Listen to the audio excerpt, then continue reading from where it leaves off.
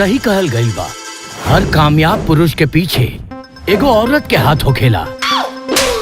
बाकी एहिजा पूरा मामला ही उल्टा बा। भैया तू हीरो हुआ का? नहीं। हम बताओ तनी भौजी के बारे में। इनके नाम कंचन है। हमके तो ऐसा लड़की चाहिए जो दिल के अमीर होके। अरे कंचन ना। हम और विजय पिछले 2 साल से एक दूसरे से प्यार करी ले। हे भगवान, कितना झूठ बोलती है। पूरा ड्रामा कहानी बनावती आई।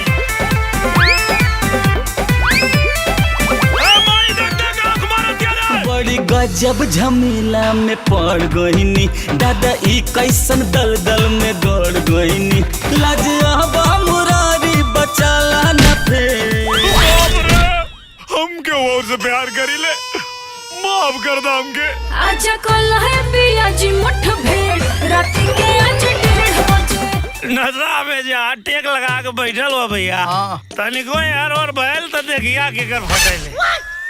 अरे मोरी मैया, अरे मायरे ये तो ठरकी बा। चुपचाप एजा से चल जा, ना तो हम चिल्लाई। चिल्लाई के दबा। ओहिरे माई, ओहिरे बा। डाला अखियां में अखियां हे राजा जी रंगदारी से आज आई बानी हम। अब समझ में आई। मैंने गरम गरम तो खैले से रेशम के साड़िया खोसला चरिया पातर कमरिया मारे हो जान। अखिलेश शुक्ला नाम बा हमार, पछतैबे, बहुत पछतैबे। एक तो पहले हमरे घर में घुस के घर वालन के फंसा के हमके हमरे ही घर से बाहर निकलवा देलू और अपने यहाँ चैन से बैठल बाड़ू। कंचन कौन हिया? हम पूछा तानी कंचन के है?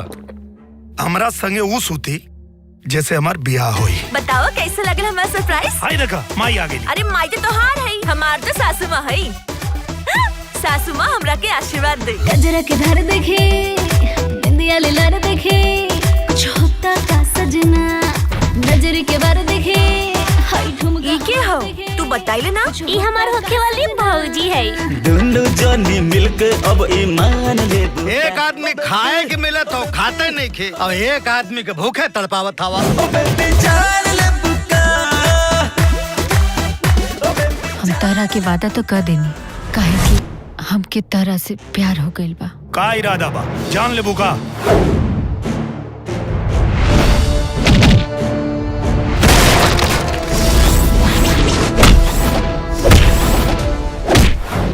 शुरू तो कैले, खत्म हम करब।